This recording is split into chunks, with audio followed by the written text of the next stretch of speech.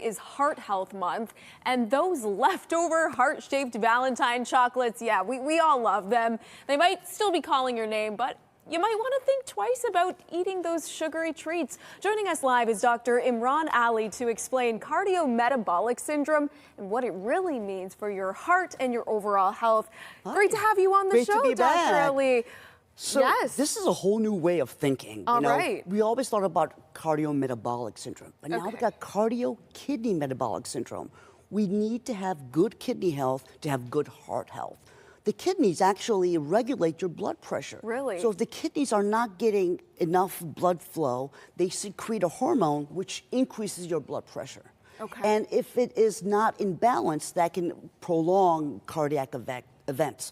So kidney health is also very important. Yeah, absolutely. So cardio-metabolic syndrome, this relates to, me and you were talking in the break, fat around your abdomen, correct? Specifically around the waist, that adipose tissue around your waist, because it's near your pancreas, it's near your liver, and we know that fat it's just not there, it's alive. It secretes. It's alive. It secretes cytokines. It increases inflammatory cytokines in your bloodstream.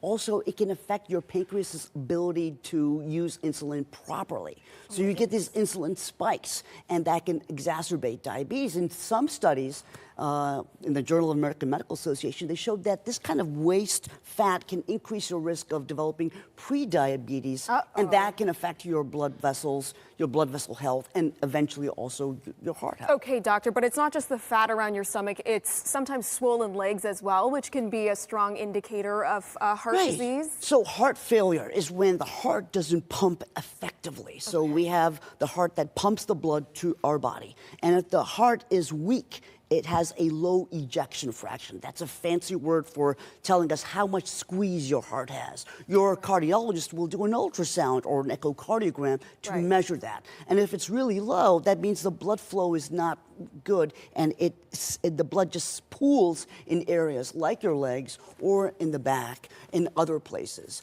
That's what we call the traditional type of heart failure. But there's another type of heart failure that I want people to understand. It's called diastolic heart failure. That's a fancy word for your heart's inability to relax fully. So it doesn't fill up with blood. Your heart is really stiff because of high blood pressure. And that makes it difficult for your heart to push out all that good blood your body needs. And you don't get the swollen legs. Instead, you get really short of breath when you're walking a short distance or you're climbing stairs. So that's what you would see, even without any swelling of the legs. Okay, Dr. Ali, this was a lot of information. Basically, fat around the abdomen and swollen legs. We got to pay attention to this. Thank you so much for your time. Sure, absolutely. Really